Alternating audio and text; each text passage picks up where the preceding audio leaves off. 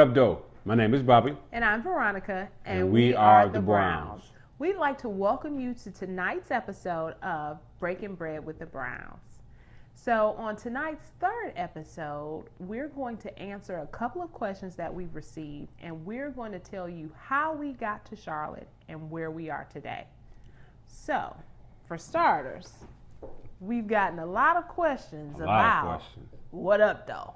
So I'm going to let Bobby explain what up, though is. Well, what up, though mean hi, how are you, how you been, how it's hanging, how you're feeling, and what's going on, for those who don't understand. But those from where I'm from know what up, though mean what's going on. So what up, though is really the way we say hello in Detroit. So anybody that's watching this from Detroit, that's the normal greeting. What up, though? I like when you say what up, though. So the next time you see us in the streets, give us a shout out. What up, though? For sure. So from last week's episode, we received a couple of questions. The one that we are going to tackle tonight is going to be communication. How do we communicate? So if you remember on last week's episode, one of the key points that I mentioned of a blended family or making a blended family work would be communicating. So number one, of course, communicating with Christ through prayer. Amen. Number two, understanding the hierarchy, but also communicating with your spouse. So for Bobby and I, our communication has grown, you would say, or it has developed. We have always had a saying, and we always say, tell the truth and shame the devil. So we never lacked communication. That's never been a weak point for us, I would say. However, over the years, we have fine-tuned our communication. So I would say early on in our marriage, as I mentioned in the previous episode, we always said divorce was not an option. So there have been several instances where things have occurred or, we may have thought things have happened. We always talk about it. We always know that it's important to talk about things. Now, the way that we talk about it, that may not have always been the best. So I guess I'll kind of let you start with that. Well, it go back how we say again from where you come from. Yeah. And so my environment, I am my father's child. For those who know, I'm Bobby Brown, but I am Bobby Brown Jr. And anybody know my old man, him being a senior and I'm junior, I'm his son. And my father's loud. And we're loud people, the Browns in general. And it's like, not say the louder you are, you get your point across, but technically, because that's our environment. So for me, I am verbal and I'm loud. And I don't mean to be loud as angry or I'm being angered, but it still comes off. And so Veronica people, where she come from, they're more of they speak their mind, in a very strong, elegant way. Oh, strong and elegant. Yeah, Mama already got on me about what I'm saying. My grandma. So, hey, KK. So being, getting there strong on the way they get things across, me being the way I am. So we communicate, but first of all, with the communication, gotta tell the truth. Tell the truth. Be honest. The devil. Right. If you go, I feel like being honest is the first thing. If I don't like it, perfect example. This woman could cook. I love her cooking. I eat her food. But guess what? If I don't like it, I'm gonna let it be known because I don't want to eat it again. Not saying I'm gonna be like, disrespectful or make her belittle her or make her feel, but I'm gonna be honest. But she know me to tell the truth, and I want her to tell the truth. The same way, if I wear something she don't like, she gonna let me know. I don't like that. But I wouldn't say it like that, but that I feel like that is definitely a strong point in our marriage. Even though we had to fine tune it, but we've always had open communication. Yeah. When I say fine tune it, like he said, Bobby's family is very loud. They talk at you. Bobby will talk at me. So early on, I had an issue with that because where I come from, we are not as loud, but we do speak our mind.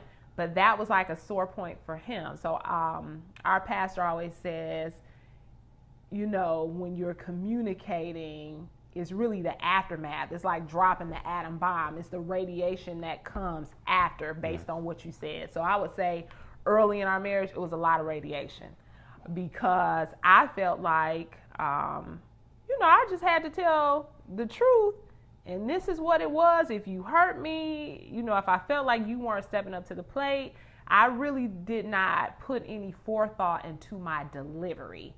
But that's the most important part, is delivery. Now, I do believe also where she come from and her family plays the role with that. Because I could tell when I first, even now, I am, not just because I'm loud, but I'm also a loud male. And if you have an environment that you don't hear men communicating on that level, just a man's voice in general will offset.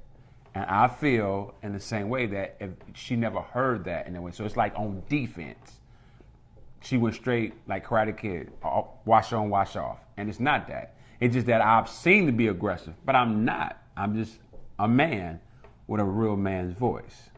I gotta tell you sometimes. A man's voice? Okay. You would be talking at me. Even now, so give an example then we feel I've been talking at you. I hate being put on the spot because it's hard. But what you can do, what I have done, or I'll always say is record Bobby unknowingly, right? And let him hear it. And he's like, you know, man, because he can be really aggressive and he doesn't even know it, which is why early on in our marriage, right? Or even people thought like he was probably beating me or like physically abusive, but he's aggressive. How we manage that, I really don't pay attention to Bobby. You know, like when he starts barking or getting loud, I just let him go ahead and get that out. And then once he's calmed down, because over the years I've learned, you know, once he's on a level 10, it's not time for me to come in and say what I feel I know is right. Or what you feel that you think you know. That I know is right. Yeah, okay. It's not time for me to come in and kind of give my opinion, or I just let him go through his motions, which we just kind of had an incident earlier today where I have to let him walk through the process of his emotions. Oh, you got to walk me through the process? Now, I don't walk you like through. I let you walk through the steps. You know, he'll go from 10. Then by the time I feel like he's down to level 5, then I know I can come in and say, okay, honey, what I think, you know, I think that you might be overreacting and, you know, this is why. But at that point, he is willing to listen. He can hear what I'm saying. When he is on 10, he cannot hear anything that I'm saying. So that's just like a lost cause. So you have to, communication, I feel like there's so many different ways to communicate, but number one, you have to know your spouse, right? Because for him, he's very emotional. So you trying thinks to say with his heart. You are. So I got a not question. Like emotional, so but you're very passionate. You say emotional is I'm Bobby Brown or Rob Transvan? Because you just went like I'm sensitive. You Bobby Brown. So I don't know. You tell me I'm emotional. Not emotional. He's passionate. Okay. So when he's invested in he's passionate. So whenever Bobby is doing whatever, and when he's invested, he is fully invested, so right? I'm loving you like that, right? When you are. Invested, that's why we're still here. Loving you. That's right. That's why we're still here. Okay. So, you have to know your spouse. So for me, I can't. How do you communicate, or when do you know? Because I think early on you felt like Bobby always wanted to solve the problem, but see, I think with her. I think it's also go back again to how you experience. V-Rock to me is go do what she want to do. Okay, yes. So when she got her mind made up, I can say whatever I'm gonna say. Instead, I gotta let her go through her process to recognize. Like I learned not to say I told you so, because once it come out, first thing I say, you gonna tell me I told you. No, I'm not, because she gotta understand for herself. Even though I said it, I could be like, I can say it soft, oh honey, or I could be like, honey, I could go whatever emotion. At the end of the day, she have to go through that process. And I think also, and I'm saying this in a very positive and nothing negative, because I come from the most beautiful, awesome, strong black woman on this earth. You understand what I'm saying? From my moms. But I think that's also, she come from strong women. And our black community, you understand, when you have a single parent home and it's our moms doing everything, they have to be a certain way. They have, my little sister seeing my mom hold it down. Certain things is you automatic inherit. All the things you are what you eat. You take that. So when she came out married, she was kind of on defense.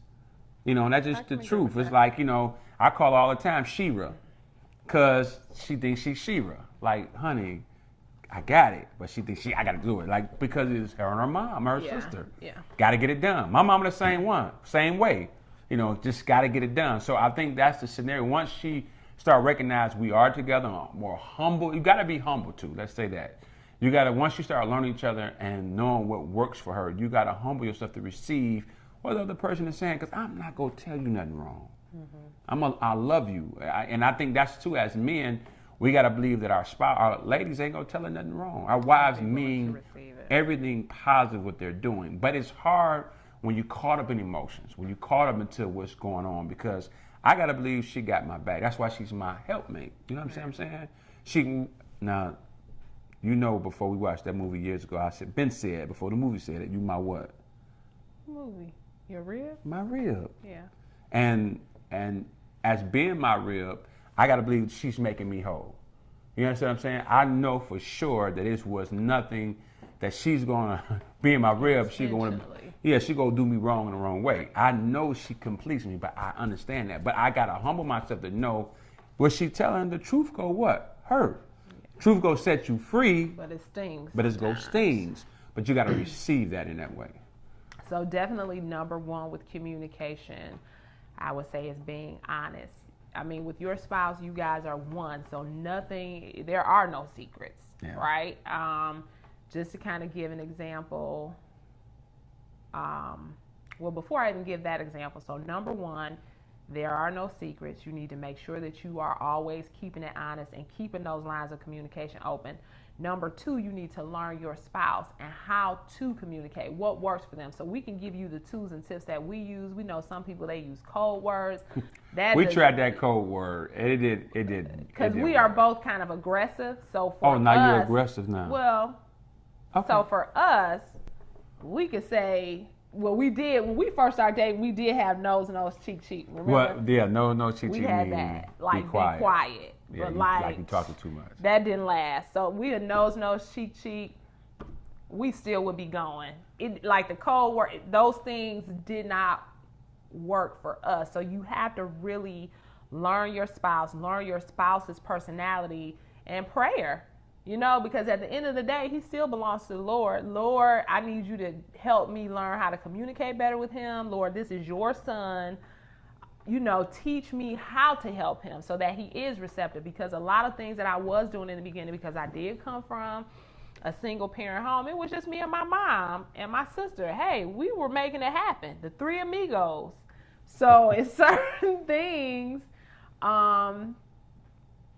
you know, in certain ways I would communicate with Bobby because my father was not like in the home. Those were things that I had to learn how to be sensitive to him, how to be sensitive to his emotions, and to sharpen and fine tune my delivery because I'm black and white and that's how I would deliver it. But that does not work for him. So just, you know. So what color do I want? Gray, yellow, orange, I have to kind of give it to red, you on a platter. On a platter. Know, with some fruit and all kind of nice stuff dressed up. I can't just. You got to break bread to me. Yeah, we got to break bread. Now, one thing that's important with that communication, I think, like we're going back to our childhood, also is our own children. Yeah. What we have learned is, I've learned, even my own kids, have my son, you know, sometimes like, oh, he's so loud, but they picked up that brown trait, verbally being loud, and not in a negative way, but just as a habit that have happened. So for me, I got more convicted seeing our environment because I'm like, wow. When I heard my son one day, I'm like, what's wrong with him? And she looked at me like, hey, get it you from know. you. And now they giving that behavior. back to me, and I looked at him like he was crazy. I looked at my mother crazy the other day, like, bro, who you talking to? But again, it's a way that you want to set the tone as from the top. And I'm learning that. And that does make a difference because I think you can't compare yourself to no one else. You got to learn what fits in your home. And over these 17 years, we'll learn how to communicate with each other in ways. I think also, well, let me say that too. I think it's important that you've got to really read God's word also. I think storylines in the Bible give you a way to understand communication. Absolutely. Because, without that word and some conviction, slow to what? Slow to speak and swift to hear. That's really swift to hear and slow to speak. And it's important. It is. And for me, that takes time. Listening to me is like I can listen, but I guess my attention span goes so far. But Veronica will just talk and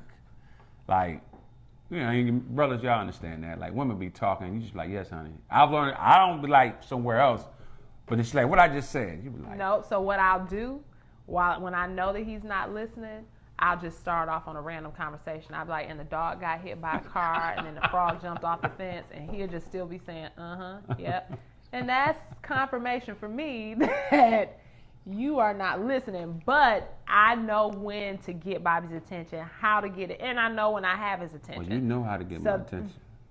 So that is another key piece for you to recognize. And it's really just as your relationship grows with your spouse and you guys build and continue to grow together as one, you'll learn these things. You know when he's listening, you know when he's not paying attention, and you know the best time to do it. Now, be very careful because when she was talking about, dropping the atomic bomb, I think what happens is sometimes when you're irritated from the not having communication, you throw them jabs, or you throw some out there that you cannot take back. Now, that's one thing I've learned that we don't play them dozens. We don't. We have thrown some jabs. No, but you do a jab at me. So I don't throw jabs. Yes, he does. And not the best jabs, but I feel like our most transparent conversations happen on road trips. Because you can't go nowhere. That's right. So like driving to the D and driving back, the kids sleep in the back seat. We have dropped some atomic bombs. However, I feel like we have been. Then she'll start looking out the window for about an hour, then recognize she can't do nothing but keep talking to me. But then, during those times, we've grown. I feel like that's how our marriage has grown, through the transparency. And with that, tell the truth, shame the devil. You can call it whatever you want to call it, whatever it is. There have been situations at one of my jobs that I worked at years ago. We were kind of newlyweds then. There was a man that would come to my job, and he would only want to come to me, right? So we would kind of talk, and I was attracted to him. He was obviously attracted to me, but tell the truth and shame the devil. What did I do? I came right home, and I told Bobby, because I was not even going to hold that or let the enemy get a foothold, or as they like to say, those little foxes. I told him, and then I told my coworkers, when he comes in, he cannot come to my desk. You guys have to help him. Like, I can't help him anymore. And not like I didn't love Bobby or anything, but just because you're married, that does not mean that you're not going to see other people and find them attractive. Real talk. However, keeping the lines of communication open, feeling comfortable enough to know, okay, I can come to him and tell him, hey, this is the situation that's going on. Even now, I get in different situations, even if I don't feel like it'll go anywhere, which I know a lot of times it won't.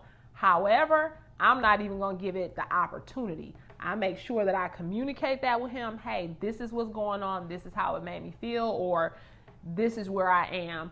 That's why it's important to be honest at all times, because when I come to him, or even when he comes to me, because don't just try to act like this is a one-way street. You sitting over there quiet. To say nothing. I'm keep it real. Just because, that way we are comfortable in knowing that I can come to him and tell the truth, and he ain't gonna act a fool. But then he can trust what I'm telling him to know that it's true. To be the truth. Because we've always been honest. Yeah. You know what I'm saying? And we've always kept those lines of communication And being open. honest like that is the part of it, because I know what to pray for. Yes. See, when you're communicating on the level and being honest and sincere, you know what to pray for your spouse. A perfect example. No, I am not a drug addict, a dope fiend, alcohol. I don't be struggling. But let's keep it real, man. Women is real. The enemy go put something in front of you which is gonna be opposite from what you have. If you have a slim wife, Slim Goody, he gonna put a brick in front of you. If she bricker and she thicker, he gonna put someone slim. Or if you have a sister, she gonna put white. If white gonna be Asian. It's like it's gonna put whatever's supposed to be your what. Everybody all about now is fantasy. Whatever seemed to be not fantasy means not real, but you're feeding something. So that's why I say don't feed that monkey. It start off small. Right. If you feed a monkey, it's gonna progress, and then you begin to have this on you. So my wife know what to pray for me on. She know what, and I'm being honest with her. If she sees something come my way, she knows what she do. She just look at me. But she know what draws to me or what my flesh like. Just keep it real. And that's what makes the difference. Just like a perfect example, at nighttime, and she be like, my neck and my back, I'm tired. I got a headache. I'm sleepy. Okay. It never fails. I come out, I'm not trying to watch nothing on TV. I'm just trying to watch something. And guess what? Something come on that shouldn't come on. And you like, because at 11, 10 o'clock, it's popping. And you got to know not to go to that. She would pick it up. Like literally, she'd be like, what you looking at? I'm like, I'm not looking at anything. But guess what? It came across the screen. I got to make a choice, but she know as my wife what to pray for me on. You understand what I'm saying? You as men have to be real because the struggle is real. Because what happens when we fall or we get our hand caught in the cookie jar and you stuck, it's not saying it's right or knowing that it's wrong, but she knows as my spouse how to hold me up and be sincere. And I think that's the key thing of communication, not being ashamed what you need prayer for or what you're going through. Right, and that still like goes back to that honesty. As long as you are keeping the lines of communication open, you're being honest with one another. Honesty, I mean, that's really the key to all communication. Because as long as you're honest, you're going to feel comfortable. Your spouse should feel comfortable. You should be their comfortable space or their comfort zone to know that whatever they face throughout the course of the day, they can come home to you and talk about it, whether it was something, somebody hitting on them, a challenging situation they were in. Or you spent some money you ain't supposed to spend. Or, I don't know about that. You spent some money that you weren't supposed to spend, which is sometimes what I do. But keeping the lines of communication open definitely will be, being honest, humble. Humble, yes. And then being receptive and listening, being an active listener. So those are our tips. And then learning your spouse, because everybody's toolbox is going to look different based on their spouse. Yeah. But let me say this. Now, I think also there has to be, in that communication, you got to be confident into your spouse as much as yourself. As a man, I know my wife is beautiful. I know my wife looks a certain way to me. And if she's beautiful and fine to me, I know someone else gonna feel. You can't, you can't be, you like walk around like you blind. It's evident. It's obvious. So you gotta have enough confidence as a man, much as a woman, to trust your spouse, but to know that she's going to get attraction. That's why they look gorgeous. That's why we get in shape. There's different things you want to do that for your spouse, but other things attract. And sometimes people are attracting you not from so much in a negative way, to be a blessing. Right. You never know how the Lord go use you effectively, but you got to be real with yourself. If you can't handle it, you got to be like Joseph. And what Joseph do? He ran. And I'm going to tell you right now, run, Forrest, run. So tonight, we talked to you about communication. We gave you some of the Browns tips for learning how to communicate better with your spouse. But before we close, we want to leave you with a challenge. Well, the challenge is for every married couple and every home, engaged folks. I challenge you this week to, first of all, learn how to communicate with your spouse. And how you're going to learn how to communicate with your spouse is first thing first, you got to do something you haven't done or do as much. You have to pray. Prayer is the first step more than anything to learn how to communicate with your spouse. Because as you learn how to communicate with God, He will order your steps. And how you communicate with God is through prayer and reading His Word. So I encourage everyone this week to do that, to see what tone is going to be set in your home. And as you set that tone, I can encourage you to see a difference. So that's the perfect segue into Set a Tone Sundays. So we won't go live with the video next Monday. However, we will roll out Set a Tone Sundays. Through Set a Tone Sundays, we will post an activity for you to go through with your spouse in order to set the tone for your week. So we're starting Set a Tone Sunday a little bit late this week. We're going to start it on Monday, but Bobby already set the tone for you to pray for your spouse. Amen. So if you would like to get the weekly Set a Tone activity, please subscribe to our YouTube channel, Breaking Bread with the Browns, and there will be a link for you to leave your email address so that you can receive your Set a Tone Sunday activity directly to your email box, helping you achieve a stronger marriage through setting the tone for your week. So again, as we close out, we have covered communication. We thank you for joining us. I'm Veronica. I'm Bobby Brown. And thank you for breaking bread. Bread.